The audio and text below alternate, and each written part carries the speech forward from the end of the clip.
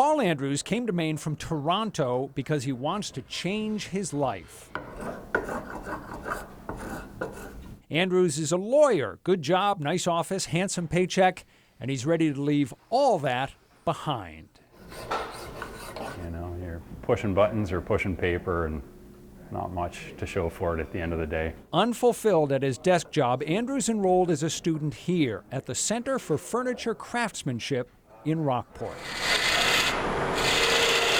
The Center for Furniture Craftsmanship is a school. Its mission, to teach people who want to design and build beautiful objects made of wood.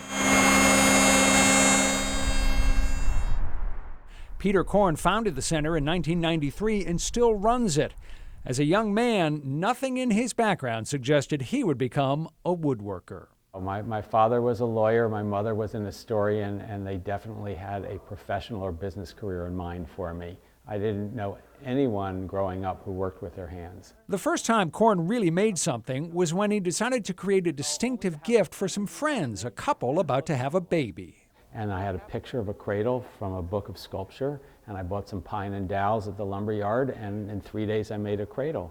And it was actually an epiphany. It changed my life. I went into that thinking I was going to end up designing and building houses on speculation, and all I wanted to do at the end of building that cradle was discover what seemed like the lost art of furniture making.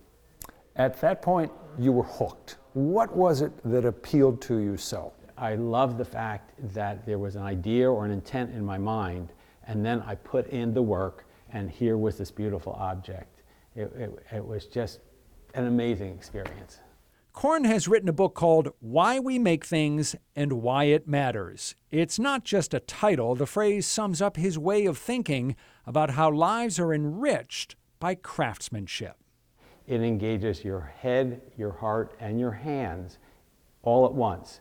And you really do, when you're in the studio working and you lose yourself in the work, you have a feeling that you're firing on all pistons. And it's just a lovely way to inhabit your own humanity.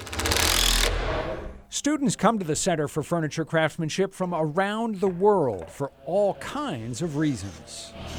I have professionals who want to add to their professional career. I have people searching for self. Everybody's looking for something different. Some people just want to make a bowl. David Mustin is a working doctor. How badly did he want to attend this school? Well, he came here for 12 weeks, all the way from Australia. If you do something like this with other people who are passionate about it, you have a great time. Beth Ireland, who teaches wood turning, is here because of Peter Korn, who she says is a genius, the man who made this school different from any other in the country. He had a vision, total tenacity, stuck with it. They're the results from it. It's inspiring. When the school started offering 12-week courses, Korn's own father said, "Who's going to come to Maine in the winter for that?" Korn figured in a country of 300 million people, somebody would show up. I said, "Dad, I only need 8 people. There's 300 million. They're going to come." We didn't get 8. We got 5, but it worked. And I should say within a few years, the wait list for those 12-week courses was more than 100 people long.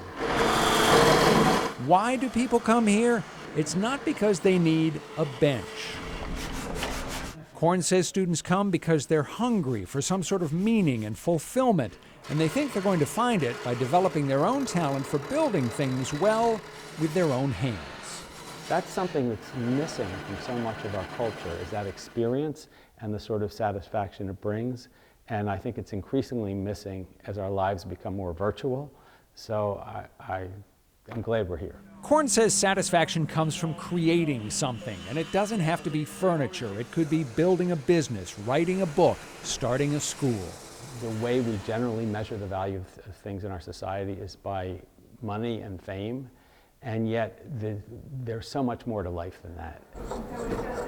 Peter Andrews knows there is more to life than money and prestige. When he finishes his 9-month course in May, he will ditch his legal career and go to work designing and making furniture. I will open up a shop of my own and make a go of doing this for a living. The book, the school, the philosophy, they all come back to Peter Korn's deeply held belief that in an increasingly virtual world, we lose something when we get away from making things with our hands from wood.